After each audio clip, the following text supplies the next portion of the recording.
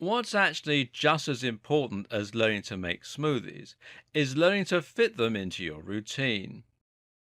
Earlier in this series, we discussed how you could fix your diet just by aiming to get more fruits and vegetables into it naturally. Of course, this is a simple solution and just as healthy as having fruits and vegetables.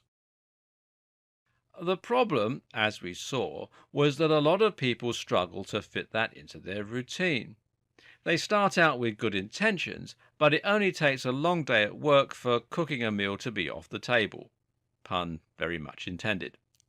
Likewise, if you're on the train and all you can buy for lunch is a processed sandwich, that won't leave you with much choice but to break the healthy diet. Smoothies are effective because they're easier to fit into a normal routine.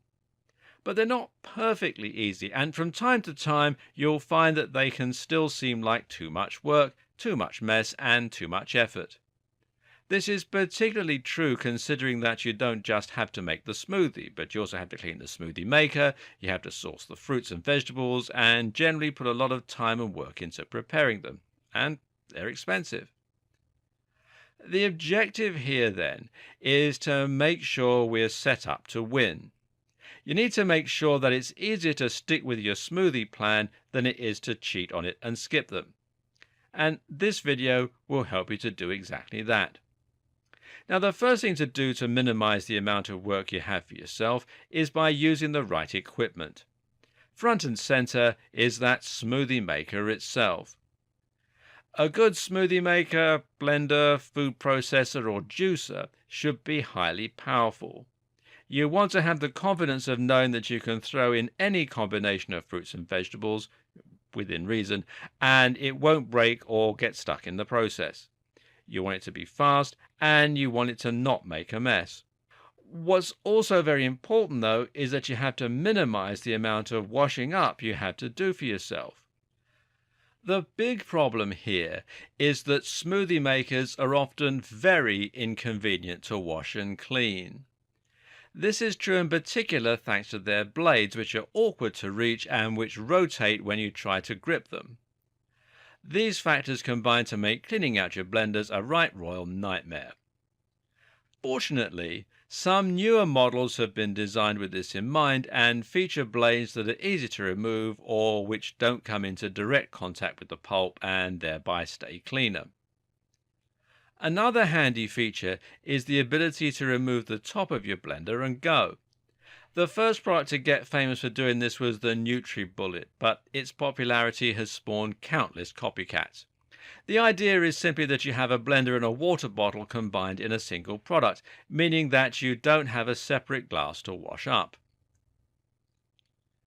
Prep and pick up is a concept that comes from the author Tim Ferriss. The idea is that you want to do all of your work in advance, so all you have to do when it comes to the crunch is pick it up and go.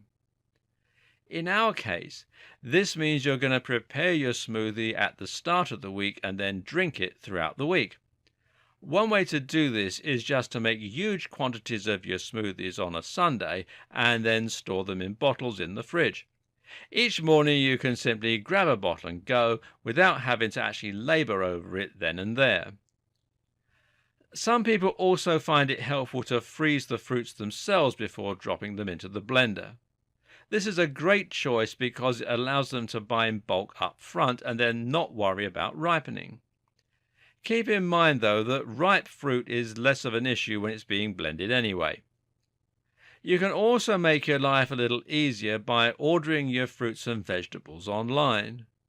This is a great choice if you find you're struggling to get time to head out and get your ingredients, as it means they will be ready for you and you can simply drop them in the blender ready to go. You can also make savings this way. But a note here, if you're interested in making savings on your fruits and vegetables, then the very best way to buy them is from a farmer's market. If you happen to have one near you, then make sure you take full advantage of it.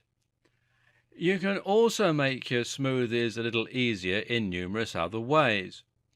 Using a pure fruit juice, for instance, can save you time and effort, and so too can using purees and canned fruits. These are especially useful for things like pineapples, peaches, and cranberries.